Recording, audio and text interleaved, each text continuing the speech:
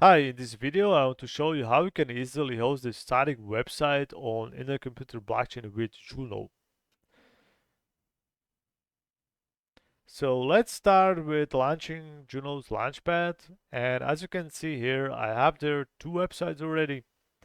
One is Rocket Jump Zone, and this is my esports project, and this is healthchallenge.com. This is my fitness project, and hopefully you join this competition because it's very interesting. Okay, if you can do like 10 push-ups, 10 pull-ups, you're good to go. Check it out. It's pretty interesting. But anyway, so I'm adding a new satellite here. That's gonna be my sister's website, and it's going to show us this alert that we need zero point 0.4 ICP. Yeah, so this is for any additional satellite, but whenever you are to add a very first satellite, that's for free.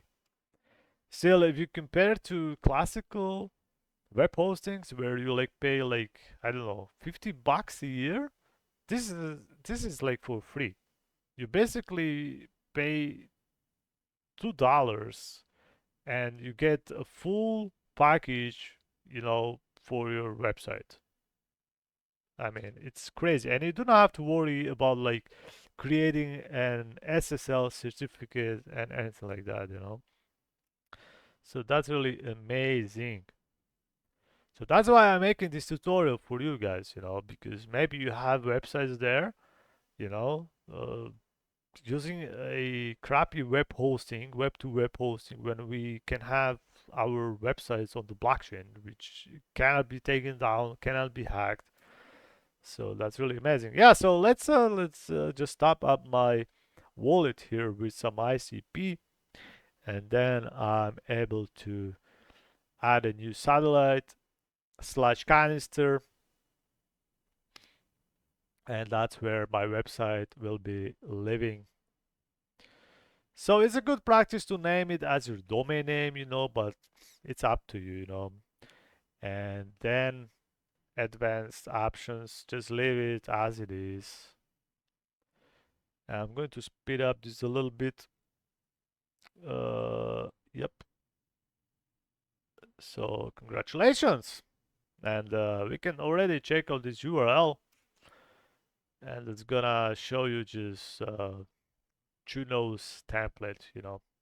And our job now is to upload our actual website onto this satellite.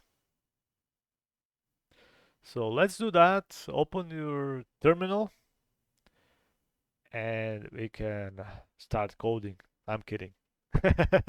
I'm kidding, okay? Here you can see I'm in my website directory, and now I can do Juno init. So that's gonna initiate my project and create Juno's config. And as you can see, Juno knows already that I have two websites already. Um, and I indeed want to add another one. So let's copy ID of my satellite and let Juno know that, yeah, this is a new satellite. And it's gonna ask you like what is the output folder. So this is the actual folder Juno will upload onto the blockchain. Okay. You can name it whatever you want, but it's good practice to have it named this way, I guess. That's how I like it. So this is my source folder. This is where I like to make changes, stuff like that, play with the website. And whatever is ready to be uploaded, I'm gonna to copy in this build folder. So you will see that in a moment. I also selected JavaScript because when it's like a static website, I assume you use just JavaScript. There's nothing too crazy. Yeah. And here you can see this is root of my website, and I'm just gonna create this build folder and place all the files there that are ready to be uploaded, except this config file of Juno. This is what we do not want. Okay, so just, yeah, copy there, and now let's do Juno deploy, and it's gonna give us an error because we need to add a controller for this satellite, okay? Because Juno needs to verify us. So let's just do that.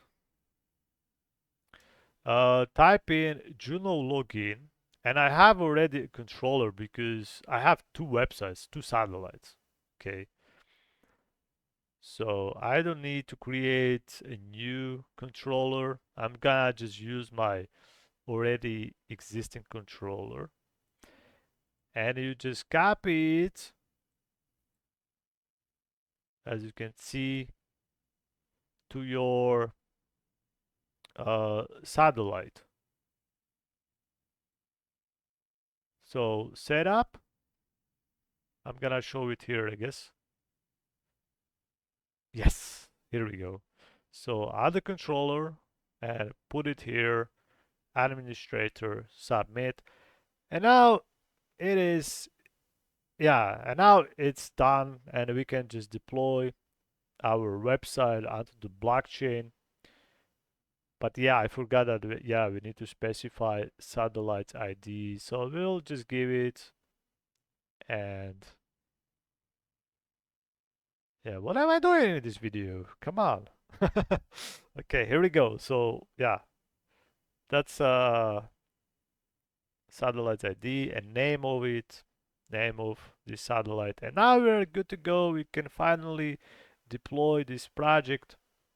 So let's just do that. And yeah, this is going to take a while, but as you can see, it is gzipped.